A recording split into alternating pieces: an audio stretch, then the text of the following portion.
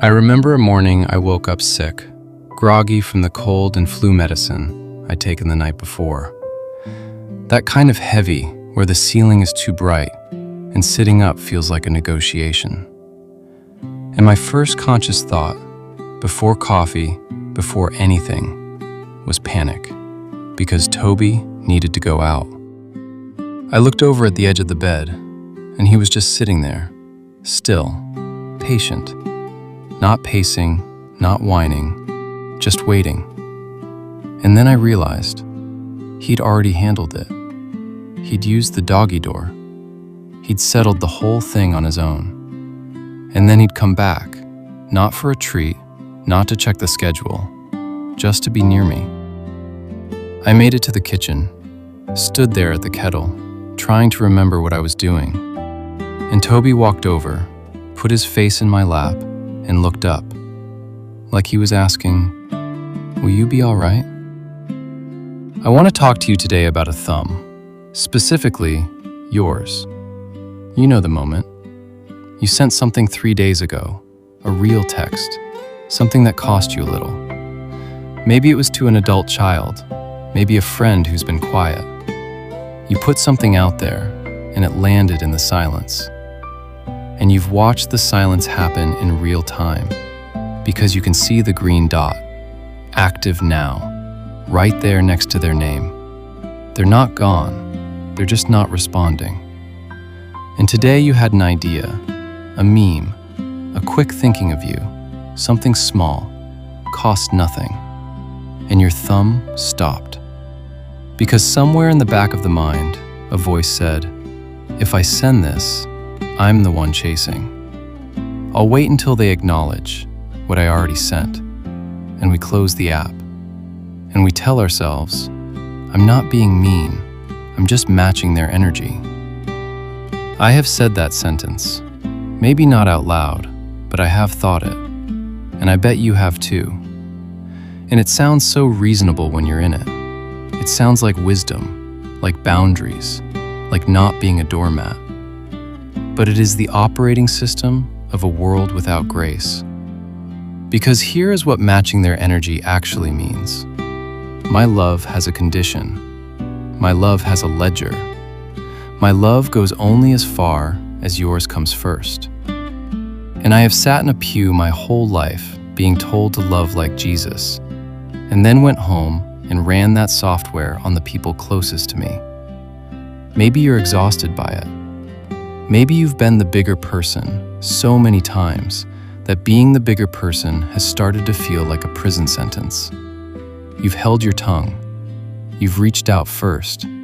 You've absorbed the silence. And somebody handed you a verse about loving your neighbor, and it landed like an assignment you have no capacity to complete. Before we open the Bible this morning, I need to say one thing to you. You were never meant to be the rain. God, we are here this morning with thumbs that have stopped, with tanks that are low, with a kind of tired that sleep doesn't fix. We don't have a lot to bring this morning. We are bringing what we have, which isn't much, and that's enough. You knew we were coming. You knew what we were carrying when we pressed play. Meet us here. And that's where we are this morning. That's all we need to say right now. We love because he first loved us. 1 John, chapter 4, verse 19. 8 words, 6 words in Greek. One of the most compressed theological statements in the entire New Testament, and one of the most misread. Because we hear it as a sequence. God went first. Now it's our turn. A relay race of love where he passed the baton and now we're supposed to run. But that is not what John wrote. In the office, we are only as lovable as our last slide deck or our most recent sales win. We live in a because world. I value you because you're helpful. I love you because you produce. But 1 John 4:19 walks into that boardroom and flips the whole arrangement. His love isn't a performance bonus. It's the capital that allows you to work in the first place. The word translated first in Greek, Protos, is not just a position in a line, it is a source. You know the word prototype? The first one, the original, the pattern from which every copy is made. The thing that has to exist before anything else in its category can exist at all. That is Protos. John is not saying God was first in the relay.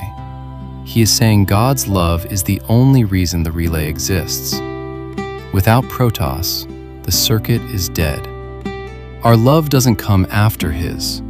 Our love comes from His. This is not motivational. This is ontological. This is John saying, you do not have this fuel in yourself. Period. End of argument. Job's friends never figured this out. They spent chapter after chapter telling Job that love is a response to righteousness. Behave well enough, and grace shows up. 1 John 4:19 flips the desk on that entire system. God's love is not the reward for righteousness. It is the requirement for it. And here's the detail that most sermons never get to: the tenses. In Greek, there are two verbs in this verse, and they are not the same tense. God's love is aorist, past tense, completed action, something that happened, something that already landed, something finished.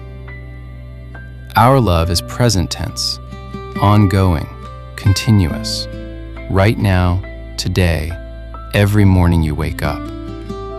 His love, done. Our love, drawing from what He did. Every time you choose to love someone today, the difficult coworker, the quiet adult child, the spouse who hasn't met you where you needed, you are not generating that love from scratch. You are pulling from a reservoir that was filled before you were born. A completed act, an already finished work. We are never first. We are always responding. And that is not weakness. That is the architecture of grace. And Toby knew it, not because he read John, because it was his nature. That morning at the kettle, he didn't manufacture loyalty. He didn't summon patience from a reserve of discipline. He simply responded to what he already was, and to my presence. He was a companion. That was completed in him before I ever walked through the door. His love for me was not conditional on what kind of dog owner I was at 7 in the morning on a sick Tuesday. He put his face in my lap. He asked if I was okay. There is actually a word for what he did that morning. John used it to describe God. Agape, volitional, self-giving, not triggered by the worthiness of the recipient. An act of the will that continues regardless of return. A dog doesn't manufacture that. He responds to his nature and to the presence of the one who called him home. Neither do we. This is the first pillar that Toby spent 15 years teaching me, the heart of worship. And I never understood it until I realized worship isn't a performance you pull off. It is a frequency you tune into, because the signal was already broadcasting before you were born. You don't generate it, you open your hands to it. That is what Toby was doing at the edge of the bed that morning. He had already handled what he could handle, and then he came back, not to collect, not to demand, not to check if I'd earned his presence, just to be near me, just to ask if I was going to be all right. We spend our lives matching the energy of people who are just as empty as we are. Today, nearer the grace of the one who never runs dry. So we bring what we have, which isn't much this morning, and we hold it open. As I pray through these, let a face come to mind. God, we are here this morning with our hands full of ledgers. We acknowledge the groggy ones in the room, the ones who feel like they're already behind on their lives, already failing their responsibilities before the day has started. We see the ones who are love depleted, trying to manufacture warmth out of an empty tank. We bring the weight of the because world into this quiet space. You see us. You knew we were coming, and you're not surprised by how empty we arrived. Wherever you are right now, can you turn your hands over, palms up, rest them in your lap or on the surface in front of you. Uncurl your fingers. Let them be empty for just a moment, not reaching, not gripping, just open. Lord, we release the count. We surrender the scorecard. We stop trying to be the reservoir. We open our hands because a receiver cannot hold a grudge and a gift at the same time. We are choosing to be the branch today, not the source. Carry what we cannot carry. Fill what we have emptied. We think of Richard Polley this morning, 78 years old, retired for 15 years, then back on the road, not because he wanted to be, but because the bills kept coming and the options ran out. Nearly 6,000 deliveries just to keep the lights on. And on one of those deliveries, he gripped a cold handrail and pulled himself up a stranger's front steps, one careful step at a time. For a $600 bill, he didn't know how to pay. He wasn't asking for a miracle. He didn't even know he was allowed to ask. But grace practiced Protos. Grace moved before he reached the top step. Lord, we thank you that the debt was already being cleared while he was still on the stairs. That $1 million of unsolicited love buried that bill before he even knew the fundraiser existed. While we were still sinners, while we were still on the stairs, Christ died for us. The bill is gone. The steps are covered.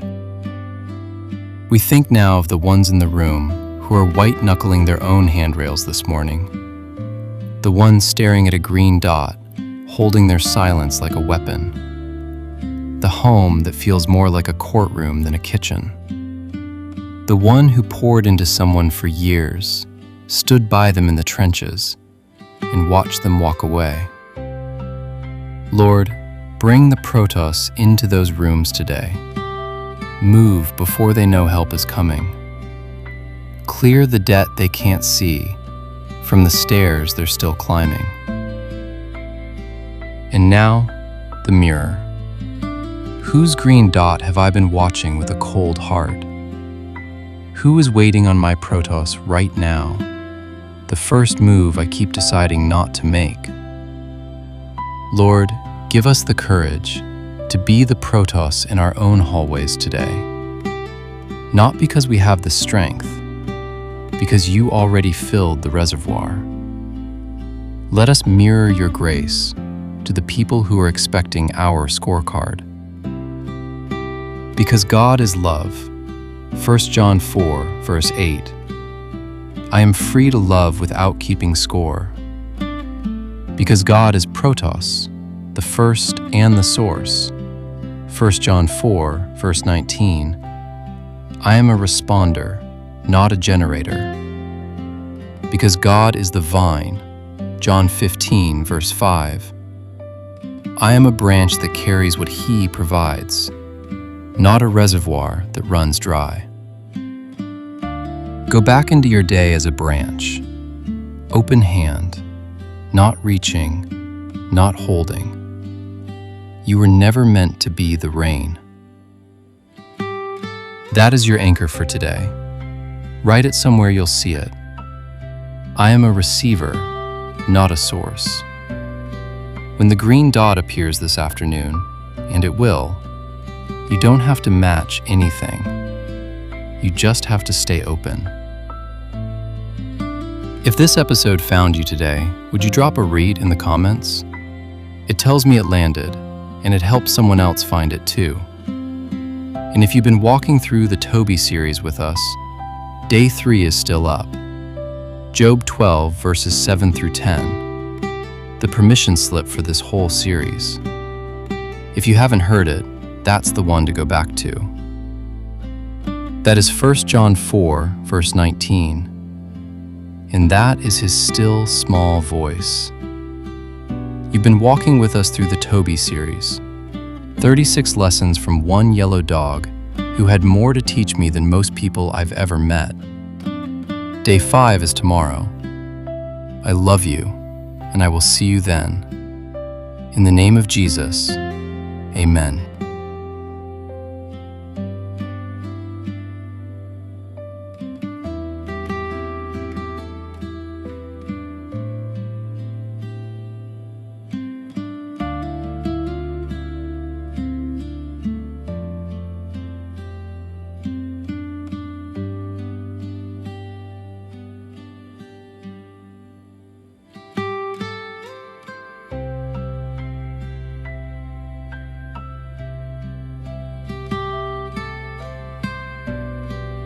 If this prayer stirred something deep and you feel like you need more than words right now, please don't carry it alone. Reach out to someone you trust, a friend, a pastor, a counselor. You're worth the help, and wise support is one of God's good gifts too. You're not alone. I'm praying for you.